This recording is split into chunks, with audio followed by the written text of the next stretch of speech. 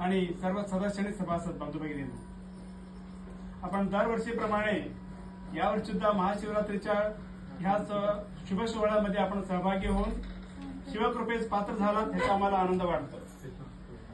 अशा प्रकारचे दरवर्षी होत असलेले हे महाशिवरात्रीचे पूजा सर्वांना सुख, समृद्धी, आयुष्य, आरोग्य, धन, कनक, वृद्धी हे सगळे परमेश्वराने दयागणा परवारती प्रसिद्ध परमेश्वर आपला देव हीच या चरणी आपण प्रार्थना करतो. अजून एक विषय म्हणजे 5 ते 12 तारखे फेब्रुवारी पर्यंत नांदेड येथे विश्वशांती महायज्ञ तथा केदार जगद्गुरूंचा 25व्या वर्षी पट्टाभिषेक रजत महोत्सव कार्यक्रम पार पडला. हा विश्वशांती महायज्ञामध्ये 108 कुंडांचा यज्ञ होते. तिथे रोज 450 दंपती बसत होते आणि त्यानंतर त्या नांदेड शहरामध्ये एक प्राकृतिक केदारनाथ मंदिर उभे केले होते आणि त्यानंतर रोज कमीत कमी 1 लाख भक्त लोक येत होते. अशा प्रकारे शेवटपर्यंत 15 लाख लोक इथं अन्न प्रसाद घेतलेला आहे.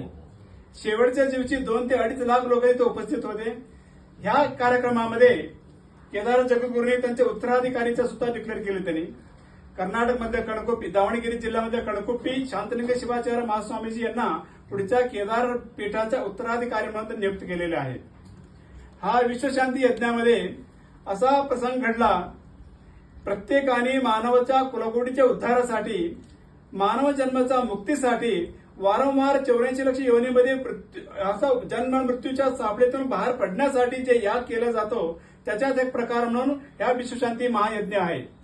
मागे श्रीरामचंद्रांनी जेव्हा यज्ञ केले होते, सुरुवातीला दशरथाने दशाश्वमेध यज्ञ करून रामाचा जन्म घेतला होता, त्याप्रमाणे श्रीरामचंद्रांनी सुद्धा अश्वमेध याग केलं होतं. त्यानंतर घडलेले हे नंतरचा याग म्हणजे हा विश्वशांती महायज्ञ आहे. आतापर्यंत 3 युगामध्ये अशा प्रकारचा मोठा यज्ञ झालेला नव्हता. अशा प्रकारचे सुरुवातीला षष्ठाब्दी वेळेस छोटं केलं होतं, याचे हे मोठं विश्वशांती यज्ञ महा केले आहे. ह्या यज्ञामध्ये जवळजवळ 350 पौरोहित्य लोक आले होते सगळ्या स्टेटमधनं. आंध्र, कर्नाटक, गुजरात, महाराष्ट्र, तेलंगणा, उत्तराखंड या सगळ्यात तिथं पौरोहित्य आले होते. सगळे शिवाचार्य होते. 350 शिवाचार्य होते त्या कार्यक्रमाला. आणि रोज एवढं लोक असताना या सगळ्या लोकांच्या अन्नसंतर्पणा, त्यानंतर पूजाविधी सकाळी 6 पासून रात्री 10 पर्यंत सतत हे कार्यक्रम चालू होते. ह्या कार्यक्रमाचा अनुभूती घेणे एक आनंददायी आहे.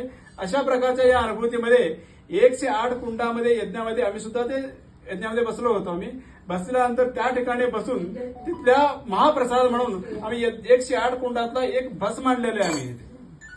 एक नाही, आपण घरी करतो पण 1 कुंडाचा फक्त यज्ञ करतो आपण. तिथे 108 कुंडाचा 108 लोकांच्या दंपती बसलेले होते. त्या दंपती समोर ते शिवाचार्य होते, शिवाचार्य समोर त्यांचे पौरोहित्य होते. ह्याच्याकडून यज्ञ केलं. पवित्र भस्म हे मिळणं म्हणजे एक आयुष्यात मिळणं सुद्धा दुर्मिळ असतो. अशा प्रकारचा भस्म आणि प्रसाद आणलेला आहे. जाताना सगळ्यांनी हे भस्म लावून घ्या आणि प्रसाद घ्या असं हे 2 शब्द सांगून मी असंच या पुढे सुद्धा रामेश्वर यात्रेसाठी सगळ्यांना शुभेच्छा देतो आणि ह्या मला शब्दाला विराम देतो. सांबजे नमः पार्वती महादेव.